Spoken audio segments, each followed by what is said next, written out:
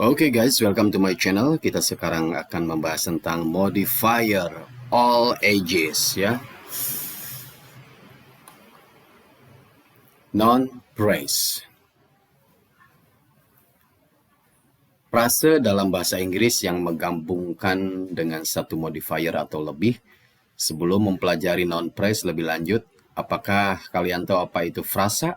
Frasa adalah kesatuan bahasa yang terdiri dari dua kata atau lebih yang membentuk makna baru dari kata sebelumnya.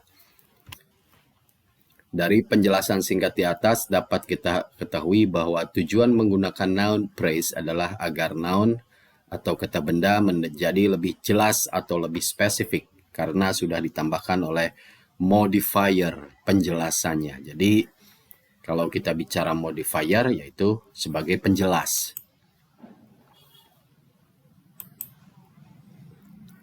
Determiner atau modifier. Determiner atau modifier.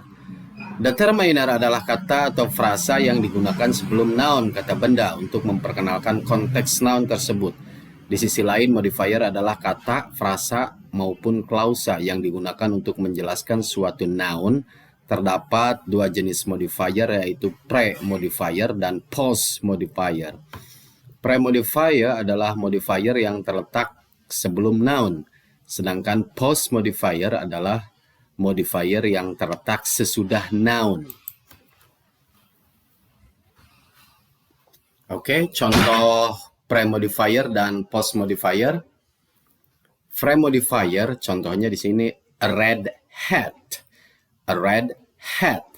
Kata red di atas adalah pre-modifier untuk kata benda hat, di mana e merupakan determiner. Jadi modifier itu penjelas kata hat. Topi yang merah, nah e sebagai determiner, red adalah hat, di mana ia merupakan sebagai kata determiner, ya menjelaskan ya. Yang kedua, post modifier, a hat with red color. Kata with red color ini, with red color adalah post untuk kata hat, di mana e merupakan determiner. Jadi Anda harus bisa membedakan mana sebagai modifier, mana determiner. Jangan tertukar karena ada pre-modi, ada post-modi. Nah, ini contohnya nih. Ini I have a very old house. I have a very old house. Ini artikel, ini adverb, ini adjective, old, house, kata benda, noun. Ini have, verb. Ini a very old house sebagai noun phrase ya. I have a very old house. Saya mempunyai rumah yang sudah usang atau tua ya. Di sini ada penjelasannya. Jenis-jenis non-praise. Berikut ini jenis-jenis non-praise dalam bahasa Inggris yang perlu kita pelajari ya. Determiner ditambah noun atau plus noun. Contohnya the flowers, there's flowers, my flowers, some flowers. Jenis-jenis determiner adalah, lihat, articles, the dan e dan n yang digunakan untuk menunjukkan apakah suatu benda itu spesifik atau tidak. Ya pakai the atau e atau n. Kedua, demonstratives, this, that, that, those yang digunakan untuk menunjukkan benda berdasarkan jaraknya. Yang ketiga, possessives, my, your, his, her, its, their, and our yang merupakan kata ganti milik ya. My dari saya, your dari kamu, his dari he, her dari her dari she, ya, their dari they mereka. Ya. 4. Quantifiers, ada some, any, much, many, a little, a few, a lot of, dan lain sebagainya. Yang digunakan untuk menjelaskan kuantitas atau jumlah. Ya. Terus lanjut, next, determiner plus modifier plus noun. Jadi determiner plus modifier plus kata benda. Modifier dapat berupa adjective ya, contohnya interesting dan beautiful. Jadi modifier itu bisa berupa adjective kata sifat, yaitu interesting atau beautiful. Atau participle, contohnya used. Nomor 3, intensify. ya, intensivere. Contohnya extremely dan really, extremely and really. Dan sebagai noun kata benda, contohnya grammar. Grammar itu kata benda. Contoh, some extremely interesting, really beautiful used books.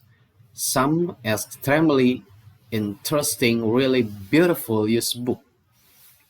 Nomor 2, some interesting, really beautiful used grammar book. Nah, ini penggunaannya beda ya. Determiner plus modifier plus noun atau modifying phrases and clause. Modifying phrases dengan prepositional phrases, contohnya some interesting, really beautiful used grammar book with red covers. Covers, some interesting, really beautiful used grammar books with red covers. Itu modifier phrases dengan prepositional phrases. Yang nomor 2, modifying phrases dengan past participle phrase, dengan participle phrase. Contohnya, some interesting, really beautiful used grammar book printed in London with red covers.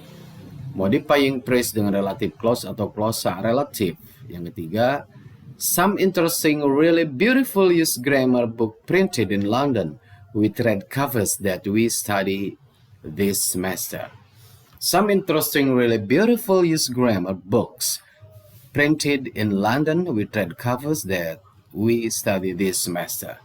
Seperti itu, memang gampang-gampang susah mempelajari modifying. Jadi sepertinya Anda harus bisa membedakan apa yang disebut modifier, apa yang dimaksud determiner, apa yang dimaksud dengan frase.